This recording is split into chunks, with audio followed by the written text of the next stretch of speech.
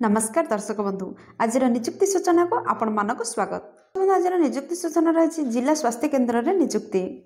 यदि आपण मैंने जिला स्वास्थ्य केन्द्र में निजुक्ति नवाक चाहते ताहले एथिपाई आपण 10th स्टैंडर्ड रो स्टार्ट करी जेकोसी स्टैंडर्ड रो शिक्षागत योग्यता रखी आपण मैंने पदवी आवेदन करेंगे। तापर मैंने आपणकर जेकोसी शिक्षागत योग्यता थिले 10th स्टैंडर्ड रो स्टार्ट करी आपणकर जेकोसी शिक्षागत योग्यता थिले आपण मैंने पदवी आवेदन करेंगे। तो चलते वीडियो डिटेल्स देखा जे टोटल पोस्ट केते रही एप्लिकेशन फी अच्छी कि नहीं, बयस सीमा कौन, आपंकर शिक्षागत योग्यता कौन दरमा केते मिलिबो, सिलेक्शन प्रोसेस किपरि अछि, आवेदन शेष तारीख कौन, किपरि आवेदन करेंगे।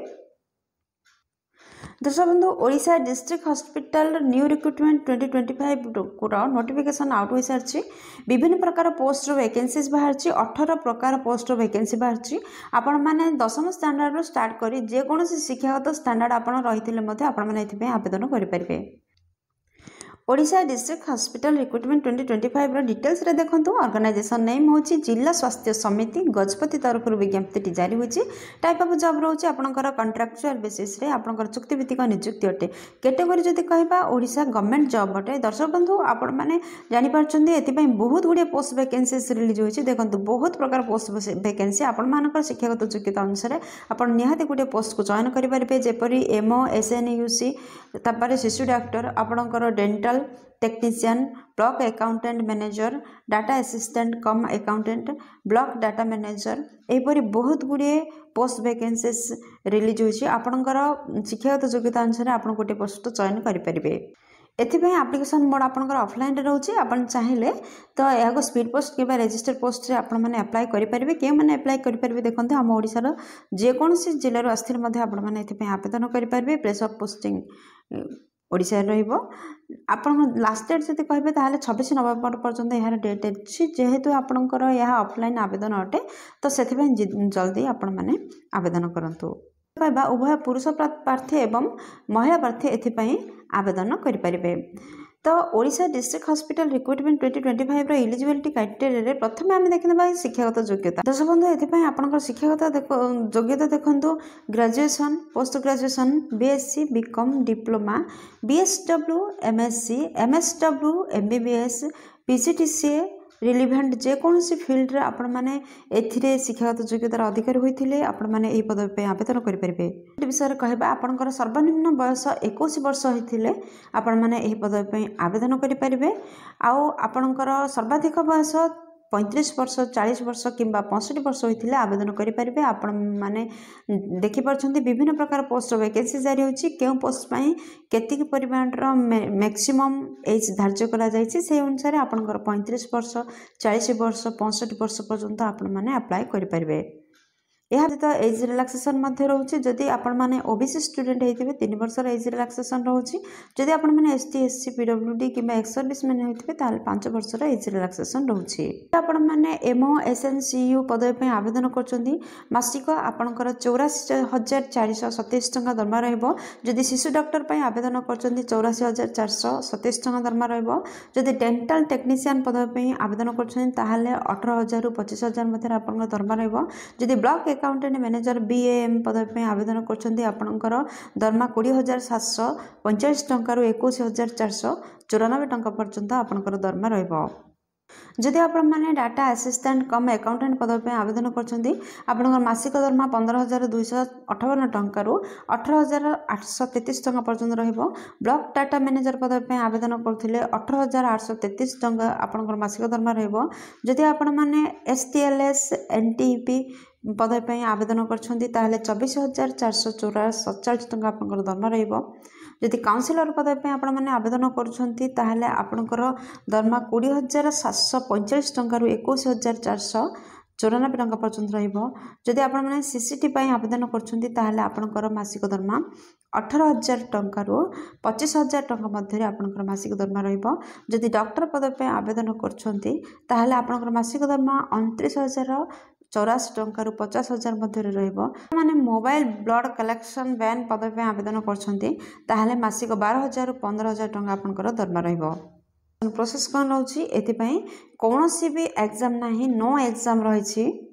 दर्शक बंधु आपण मार्क बेसिस रे सिलेक्शन हेबे आपनकर पर्सनल इंटरव्यू निया जिवो तापर डॉक्यूमेंट वेरिफिकेशन रहइबो एही परि भाबरे आपनकर सिलेक्शन रहइबो जदि एप्लिकेशन फी विषय रे कहबा ताहले समस्तक पई एप्लिकेशन फी फ्री रहिछि जेपरि जनरल पई ईडब्ल्यूएस पई ओबीसी पई फिजिकल हैंडिकैप्टेड पई एसटी एससी ट्रांसजेंडर जेकोसी केस आपण आस्थिले मध्य आपण समस्तक पई नो फी रहिछि आपण माने देहमुक्त आवेदन करि परिबे दर्शक बंधु आपण मन तो जानले यहाँ ऑफलाइन आवेदन करने को हम जदि आपण मैंने ऑफलाइन आवेदन करुँच तो वर्तमान चलते देखा कौन कौन डॉक्यूमेंट आपंकर आवश्यकता रही प्रथम क्वालिफिकेशन सर्टिफिकेट आपंकर प्रथम क्वालिफिकेशन सर्टिफिकेटर आवश्यकता रोचे जहाँ उपर मेंशन करागला तापर आपंकर जन्म सर्टिफिकेटर आवश्यकता रोचे थर्ड आपंकर रिसेंट कलर दुईटी पासपोर्ट साइज फोटोर आवश्यकता रोचे फोर्थ रे केस्ट सर्टिफिकेटर आवश्यकता रोचे फिफ्थ रे जदि किसी एक्सपीरियंस अच्छी ताहले एक्सपीरियंस सर्टिफिकेटर आवश्यकता रोचे बंधु जदि आम इम्पोर्टाट डेट विषय कहवा अप्लाई स्टार्ट 12 नवेम्बर 2025 रु स्टार्ट होइछि तो आपणकर लास्ट डेट 26 नवेम्बर 2025 रोची आपण मन जदि इंटरेस्टेड अछंती ताहले निहाती आवेदन करंतु दर्शक बंधु आपण आगे नोटिफिकेशन रही देखु जिला स्वास्थ्य समिति गजपति तरफ विज्ञप्ति जारी होइछि तो आपण देखि पारछंती एडवर्टाइजमेंट नंबर तो आपण देखि पारछंती 12/11/2025 रे यह नोटिफिकेशन टी आउट होइछि आपण माने समस्त डॉक्यूमेंट को रेडी करंतु एवं एप्लिकेशन फॉर्म को वीडियो डिस्क्रिप्शन रे दिया जाइछि डाउनलोड करंतु एप्लिकेशन फॉर्म को फिलअप करंतु आपनकर सब डॉक्यूमेंट सहित एप्लिकेशन फॉर्म को अटैच करंतु एवं एही एड्रेस रे पठै दियंतु देखंतु एड्रेस टी होछि chief district medical and public health officer at post Paralakhemundi Gajapati 761200 एही एड्रेस रे आपण माने सेंड करि परिबे दर्शक बंधु आम यहाँ पीडीएफ रु नहींचु आपणकर पीडीएफ लिंक आपण को वीडियो डिस्क्रिप्शन रे जोगे दिया जाइछि देखंतु केउ पोस्ट पाई केते पोस्ट वैकेंसीज बाहर देखंतु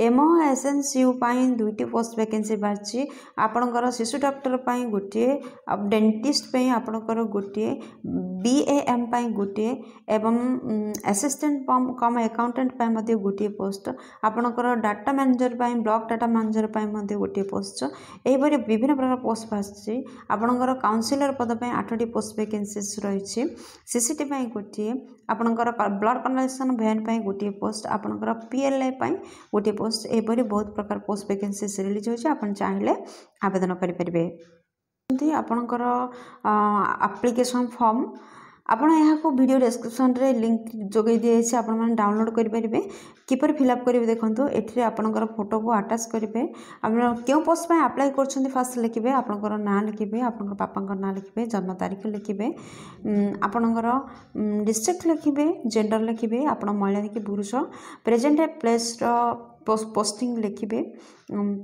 डेट ऑफ जॉइनिंग लिखे दर्शक बंधु यहपरि भाव में एप्लिकेशन को आपण फिलअप करेंगे ये देखो प्रेजेंट एड्रेस देवे परमानेंट एड्रेस देवे बर्तमान देखो कैटेगरी लिखे आपड़ एसटी एससी की एससीबीसी की यूआर जहाँ कैटेगरी आपंकर लिखे ये प्रेजेंट एड्रेस ये परमानेंट एड्रेस देवे आपंकर मोबाइल नंबर देवे ईमेल आईडी देवे यहपरि फॉर्म को फिलअप करेंगे तो आपण मैंने देखिपुंट जे आम जहाँ वीडियो रे डिस्कशन करथिले ए सब डॉक्यूमेंट आपण मैंने देबे एवं एठी आपणकर सिग्नेचर देबे देन आपण दिया जाइथिबा एड्रेस से सेंड करबे दर्शक बंधु आशा करछि वीडियोटी आपनकर बहुत उपकार लागबो जदि किछि भी उपकार कर पारछि वीडियोटी गोटे लाइक कर दियंतु सांग मन सहित यथेष्ट परिमाण शेयर करंतु चैनल रे नथिले निहाती सब्सक्राइब करंतु बेल बटन प्रेस करी आले सेट करंतु काहेकि ना प्रतिदिन प्रकाश पाउथवा नुवा नुवा सरकारी नियुक्तिर नोटिफिकेशन आपण माने चैनल माध्यम रे प्रथम पाई परिबे दर्शक बंधु वीडियोटी को एपर्यंत देखिबार आपनको अशेष धन्यवाद पुणी देखाबो लेटेस्ट जॉब्स ओडिसा रा नुवा फ्रेश अध्याय नुवा नियुक्ति सूचना सहित से पर्यंत जय जगन्नाथ।